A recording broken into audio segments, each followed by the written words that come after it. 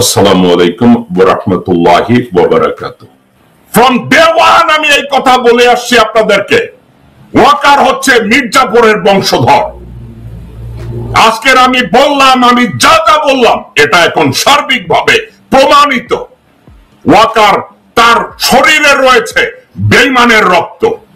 আমরা নতুন মির্জাপুরের ভূমিকা 2009 সালের 25 এপ্রিল থেকে দেখে আসছি।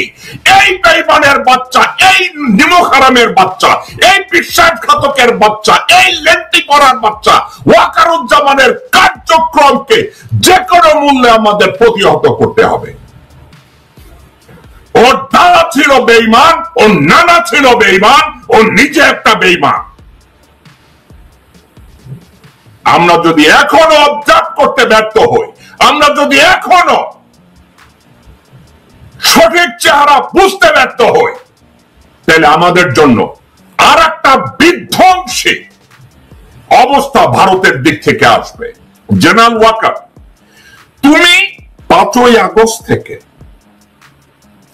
নিজ উদ্যোগে হাসিনা শেখ, রেহানা শেখ, তারেক সিদ্দিকী এবং তাদের ভৃত্যদেরকে 14টি ব্রিফকেসে বোঝাই করে মার্কিন ডলার, হীরা জহরত, ডায়মন্ড, বাংলাদেশ ব্যাংকের লকার খালি করে তুই বিমান বাহিনীর একটা হেলিকপ্টারে করে তাকে বিদায় করেছে। শুয়োরের বাচ্চা। দেশে গুম খুন হয়ে যাওয়া মানুষদের সাথে চরম বেঈমানি করেছিল ওয়াকার। তুই তো জন্মাইছিস মির্জাপুর হইয়া। তোর বাবা দাদা ফজলুর রহমান আর সাদেক খান এরা ছিল ব্রিটিশদের তাবেদার, আর তুই ভারতের তাবেদার। তোকে, তোর দাদাকে আর নানাকে টাইটেল দিয়েছে খান বাহাদুর। তোরে দেবে কি শীল? তোরে দেবে কি খোসাল? তোরে দেবে কি হারামজাদা চন্দ্রশীল? হারামখোরের বাচ্চা তোকে কি খেতাব দেবে? পদ্মশ্রী না গুয়েশ্রী? হারামজাদা বেঈমানের বাচ্চা। ওয়াকার, তুমি দেশের 626 জন দাগী আসামি যারা ছিল গুমকারী, খুনি, ধর্ষণকারী, তাদেরকে তুমি সেনানিবাসের অতিথিশালায় আপ্যায়ন করেছ। তুমি কি জাইঙ্গা পরে তুমি ওখানে ল্যাব ড্যান্স দিয়েছিলে ওয়াকার? ওদেরকে কি তুমি মনোরঞ্জন করেছিলে? যেমনি তোমার দাদা ফজলুর রহমান এবং নানা সাদেক খান ইংরেজদের সামনে পুটকির কাপড় তুলে দিয়ে তাদেরকে মনোরঞ্জন করে খান বাহাদুর নিয়েছে। তুমিও কি তাই করেছো? তোমাকে কি খেতাব দিবে? তোমার তোমার দাদা নানা না হয় খান বাহাদুর পেয়েছিল, তোমার খেতাবটা কি হবে? তোমার খেতাব কি হবে কুতুবে রব্বানি চন্দ্রশীল, নাকি খোসাল, নাকি মোদির ঘরের হারামজাদা বেঈমান? কোনটা হবে? তোর খেতাব কি হবে? তোকে তো ভারতীয়রা খান বাহাদুর দিবে না। তোকে কি দিবে? গুশ্রী, গোবরশ্রী, গোবর্ধন। তোর খেতাবটা কি হবে? বেঈমানের বাচ্চা বেঈমান। Wakeruzzaman, he just a symbol of operation. General ওয়াকারুজ্জামানের সামনে কখনো বিডিআর পিলখানার বিচার হবে না। জেনারেল ওয়াকারের উপস্থিতিতে গুম খুনের বিচার হবে না। জেনারেল ওয়াকারের উপস্থিতিতে বাংলাদেশের সার্বভৌমত্ব রক্ষা হবে না। জেনারেল ওয়াকারের উপস্থিতিতে বাংলাদেশের অস্তিত্ব টিকবে না। জেনারেল ওয়াকারের সামনে 20 কোটি মানুষের কল্যাণ হতে দেওয়া যাবে না। জেনারেল ওয়াকারকে সামনে রেখে যেসব মানুষ চিন্তা করে যে বাংলাদেশে স্বাধীনতা আসবে, সার্বভৌমত্ব টিকবে, তাদেরকে বলবো মায়ের গর্ভে ঢুকে যান। আমাদের ছাত্র জনতার সামনে ওয়াকার যেন মাপ চেয়ে নাকে খোঁজ দিয়ে ও যেন এখান থেকে বেরিয়ে যায়। দর্শক বৃন্দ, একটা কথা মনে রাখবেন, দেশ থাকলে আপনি থাকবেন, দেশ থাকলে আমি থাকবো, দেশ থাকলে বাংলাদেশের 20 কোটি মানুষ থাকবে। আর দেশ যদি না থাকে আমার পরিচয় নাই, আপনার পরিচয় নাই, আমাদের বাপ দাদার পরিচয় নাই, আমাদের বাপ দাদার কবর পর্যন্ত নিরাপদ না।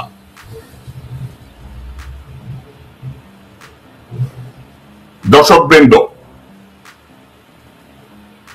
আমি বা অনলাইনে যারা ওয়াকারের বিরুদ্ধে কণ্ঠ তুলেছে, সে যেই হোক, যেই ওয়াকারের বিরুদ্ধে প্রতিবাদ করেছে, ওয়াকারের বিরুদ্ধে কথা বলেছে, তাদের সাথে আমি একমত। হোক সে আমার শত্রু, কিছু আসে যায় না।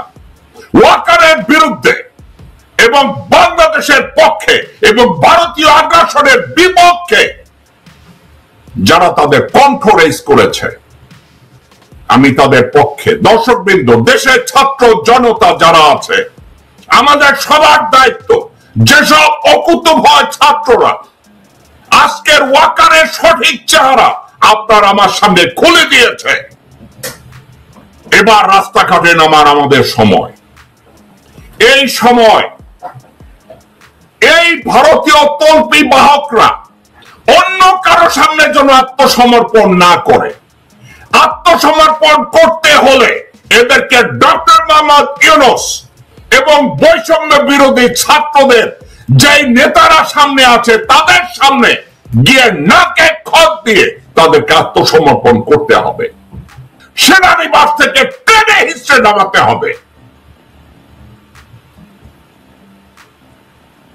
এই বিডিআর হত্যাকাণ্ডের বিচারের জন্য যারা নাবিশ্বাস উঠিয়েছেন এবং আমাকে লোকজনদেরকে বুঝানোর চেষ্টা করেন ওয়াকারুজ্জামান বোঝাবে, বিচার করবে, তারা বাংলাদেশে থাকার কোন অধিকার তাদের নাই, নৈতিক অধিকার নাই। আমি ঠান্ডা মাথায় একটা কথা বলতে চাই, ওয়াকারকে কমপ্লিটলি ফুল স্টপ করতে হবে যে কোনো মূল্যে। ওয়াকার সহ বাংলাদেশের সেনাবাহিনীতে কর্মরত 38 থেকে 39 জন রয়েল জেনারেল রয়েছে, তাদেরকে যে কোনো মূল্যে তাদেরকে থামাতে হবে। দর্শকবৃন্দ, আপনারা যদি এই 36 থেকে 38 জন জেনারেলকে থামাতে ব্যর্থ হন, বাংলাদেশের পরিস্থিতি ওইটা হবে। 9 মাস বাংলাদেশের মুক্তিযোদ্ধারা দেশের জন্য যুদ্ধ করে যুদ্ধের 9 দিনের মাথায় বাংলাদেশকে, বাংলাদেশের অর্জিত মুক্তিযুদ্ধকে, তার পুরো কৃতিত্বকে ভারতের হাতে আপনারা তুলে দিয়েছিলেন। আপনারা জীবন দিয়েছেন, আপনারা জীবন উৎসর্গ করেছেন, আপনারা জীবনের বিনিময়ে ছাত্র জনতার বিপ্লব এনেছেন বাংলাদেশের অস্তিত্বের স্বার্থে। বাংলাদেশের অস্তিত্বের স্বার্থে মা বোনরা রাস্তায় নেমে এসেছে।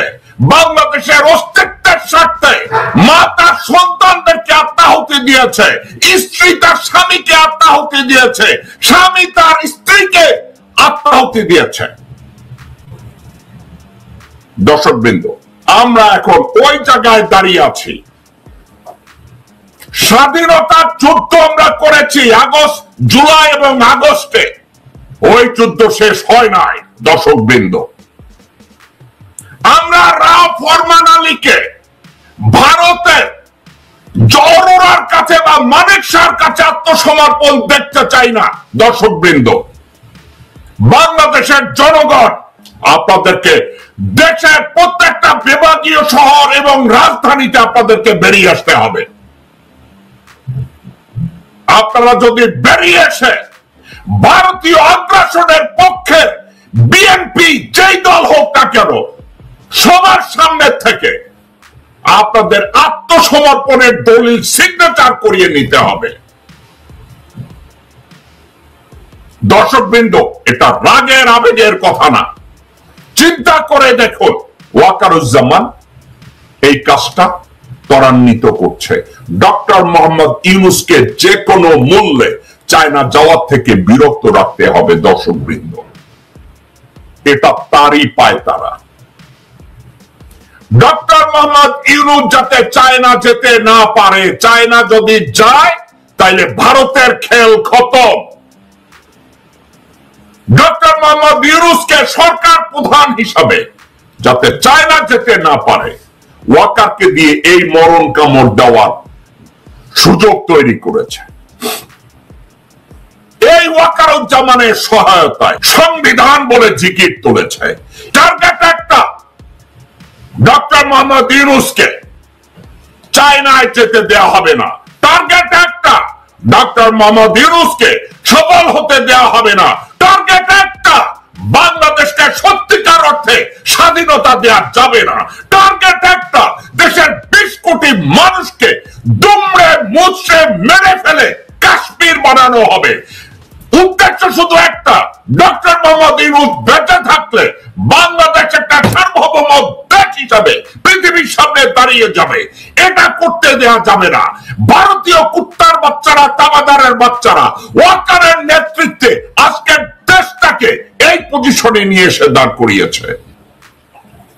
যে কোনো মূল্যে সহি সালামতে ডক্টর মোহাম্মদ ইউনূসের চীন সফরকে সফল করতে হবে। যে কোনো মূল্যে বাংলাদেশের সশস্ত্র বাহিনীর 3টা লেয়ারকে ধ্বংস করতে হবে। বিমান বাহিনীর 3টা লেয়ারকে ধ্বংস করতে হবে। ডিজিএফআই 3টা লেয়ারকে ধ্বংস করতে হবে। নৌবাহিনীর 3টা লেয়ারকে শেষ করতে হবে। সচিবালয়ের 3টা লেয়ারকে ডিস্ট্রয় করতে হবে।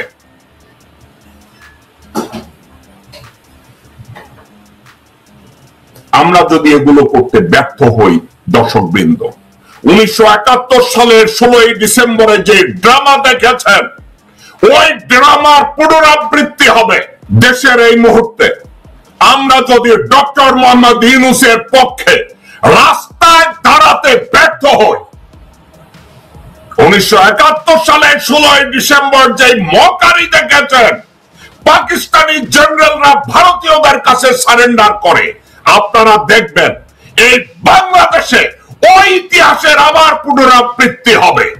দয়া করে আল্লাহর ওয়াস্তে এটা হতে দিবেন না। আমরা ওই পুনরাবৃত্তি দেখতে চাই না।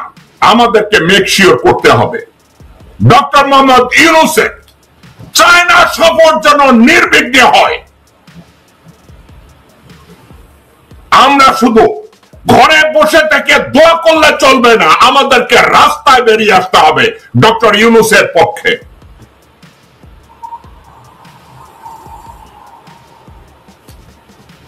অনলাইনে যারা কথা বলছেন, আমি তাদের উদ্দেশ্যে বলছি, কে ওয়াকারের পক্ষে বলেছে, কে ওয়াকারের বিপক্ষে বলেছে, কে আগে বলেছে, কে।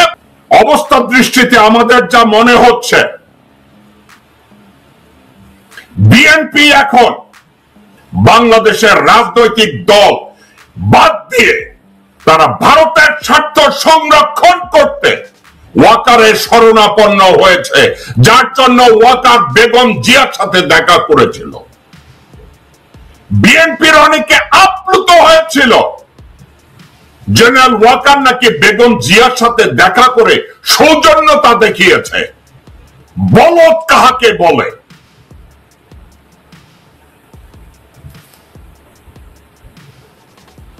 এই বিএনপি যদি নির্বাচন করে সংস্কার করে ওয়াকারের পিছনে দাঁড়িয়ে যা কিছু করে, দর্শক বৃন্দ, বিএনপি আর মুক্তিযুদ্ধ বা বাংলাদেশের সপক্ষের কোন শক্তি বিএনপি না। এই বিএনপিকে ঝাঁটাপেটা করে আমাদের জীবন থেকে তাড়াতে হবে, কারণ বিএনপি এই মুহূর্তে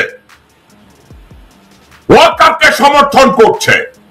ভারতের ডায়লগ আওয়ামী লীগ যা দিত সেটা পুনরাবৃত্তি করছে।